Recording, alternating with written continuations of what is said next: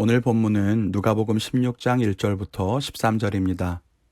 각자 성경 말씀을 읽으신 후에 묵상을 다시 이어가면 좋겠습니다.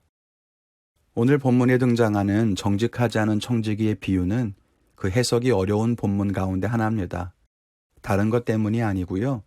이 사람은 정직하지 않고 도덕적으로 문제가 있어 보이는데 이 사람을 예수님께서 칭찬하셨기 때문입니다.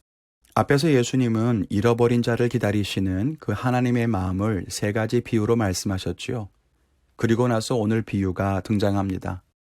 한 부자에게 청지기, 즉 관리인이 있었는데 이 사람이 주인의 소유를 사사로이 썼던 모양입니다.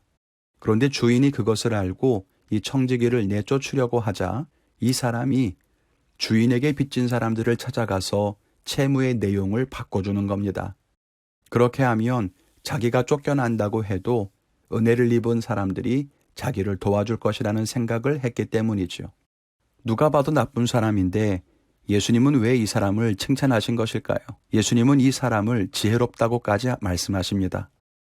여기에서 말하는 지혜라고 하는 것은 도덕성과는 무관한 겁니다. 도덕적으로 바른 것이 아니라 자기가 처한 상황에서 할 수 있는 것을 파악하고 잽싸게 행동함으로써 생명을 건진 거죠. 그것을 칭찬하신 것입니다. 성경에 비둘기같이 순결하고 뱀같이 지혜로우란 말씀이 있는데 이 사람이 딱 뱀같이 지혜로운 사람이었습니다. 오늘 말씀에서 우리가 무엇을 배워야 할까 함께 생각해보며 은혜를 나누기를 원합니다. 첫째는 앞날을 준비하는 지혜를 배워야 합니다. 이 사람이 지혜로웠던 것은 자기가 처한 상황을 분명하게 인식하고 자신의 앞날이 어떨지를 예측해서 자기 앞에 닥친 위기를 해결하기 위해 발빠르게 대처했다는 것입니다. 이 사람은 분명 주인의 돈을 낭비하는 잘못을 저질렀습니다.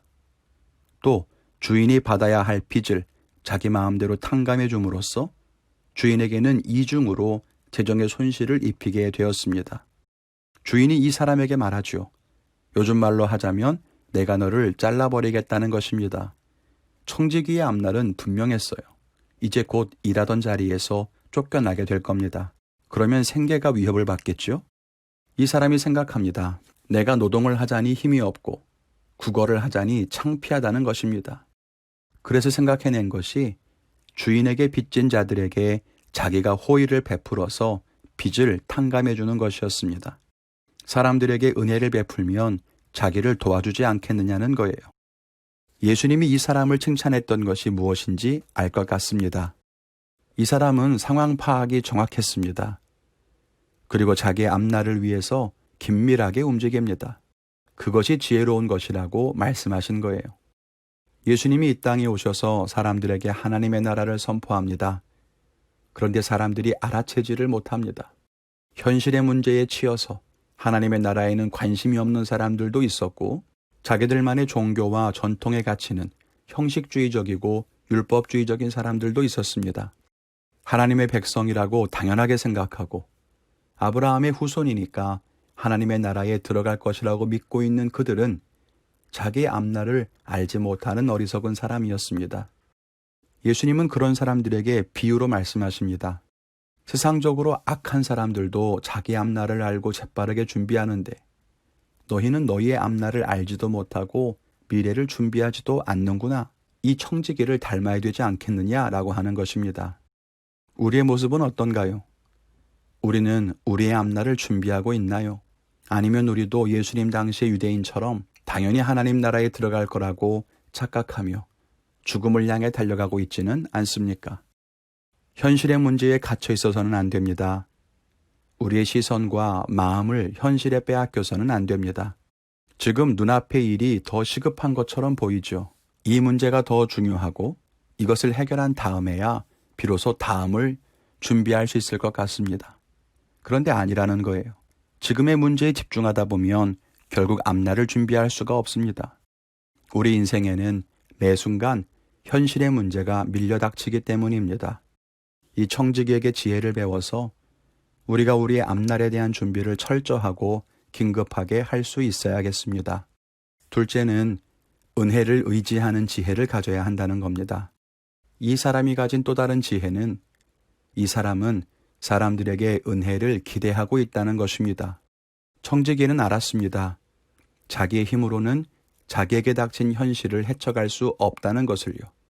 결국 생계를 장담할 수 없었던 청지기는 사람들에게 은혜를 베풀어서 그 보답으로 은혜를 입을 생각을 하게 됩니다. 이것이 청지기가 가지고 있었던 지혜였습니다.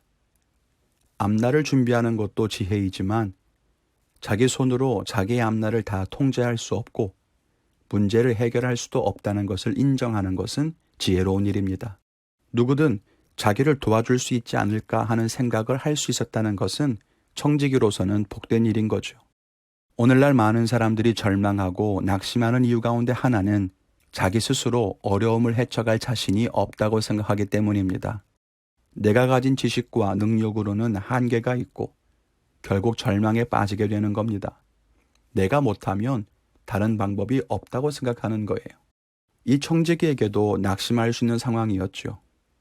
노동을 하기에는 힘이 없고 국어를 하기에는 자존심이 허락하지 않습니다. 그러면 자기가 할 수 있는 것이 아무것도 없는 거예요. 절망인 거죠. 거기에서 이 사람의 머리를 스치는 것이 있었으니 그것이 바로 은혜라고 하는 겁니다. 다른 사람들이 자기를 도와주고 돌봐줄 수 있다고 생각한 것입니다. 은혜를 의지한다는 것은 지혜로운 일이 맞지만 또 한편으로 이것은 위험한 것일 수도 있습니다. 보장된 것이 아니기 때문이에요. 청지기가 빚을 탕감해 줄 때에는 사람들이 좋아했겠지만 만일 정말 청지기가 쫓겨났을 때 그 사람들이 자기를 도와줄 것이라는 확신을 어떻게 할 수 있었겠습니까? 그렇게 본다면 은혜를 의지하는 것은 도박과 같은 겁니다. 그래서 사람들은 은혜에 의지하는 것을 두려워합니다. 그런데 믿음은 은혜를 의지하는 것입니다. 하나님께서 나를 구원하신다는 것을 믿고 하나님께서 베푸시는 은혜를 받아들이는 거지요. 우리 힘으로 해결할 수 없는 죄와 죽음의 문제를 은혜로 해결할 수 있을까? 그 두려움을 뛰어넘어서 하나님의 은혜를 의지하는 자가 그 복을 얻을 수 있는 것입니다. 우리가 이 사람에게서 이런 지혜를 배워야 하는 겁니다. 우리에게는 이런 두 가지 지혜가 있습니까? 앞날을 준비하는 지혜, 하나님의 은혜에 온전히 기대는 지혜가 있습니까? 이 지혜를 가진 자는 구원과 영생의 축복을 얻게 될 것이고 그렇지 않으면 현실에 급급하게 살다가 아니면 자기 힘을 의지하다가 망하게 될 것입니다. 우리가 이런 지혜를 가질 수 있기를 또 이 지혜로 결국 구원의 은총을 누릴 수 있기를 기도합니다. 오늘 하루도 여러분 계신 자리에서 주님과 동행하며 승리하시기를 하나님을 믿는 믿음과 지혜로 세상을 이기시는 성도님들 되시기를 간절히 축원을 드립니다.